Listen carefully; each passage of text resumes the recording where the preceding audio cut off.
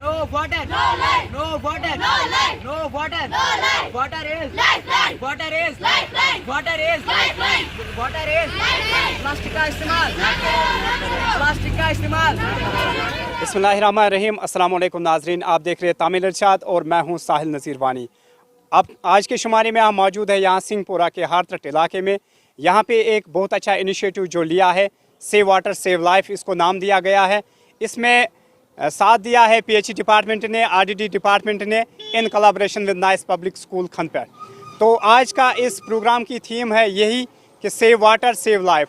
Water की कितनी importance है ये हर एक जानता है, लेकिन यहाँ पर इन्होंने आज ये इनिशिएटिव लिया है कि वाटर को अच्छी तरह से इस्तेमाल किया जाए, वाटर को बिना वजह ज़ाया ना किया जाए।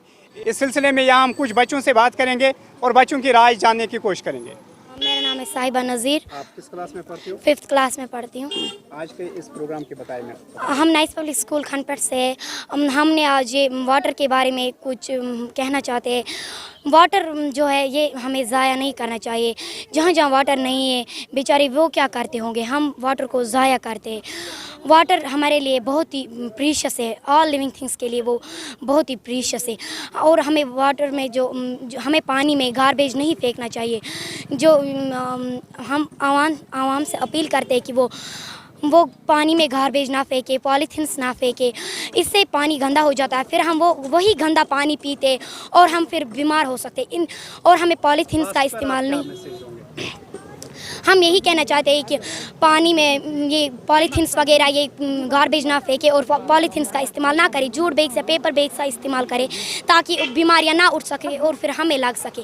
हम ये मैसेज देना चाहते हैं कि वाटर को सेव करो, वाटर को ज़ाया नहीं करो। ये हमारे लिए बहुत ज़रूरी है। और वाटर को गंदा पोल्यूट मत करो प्लीज़।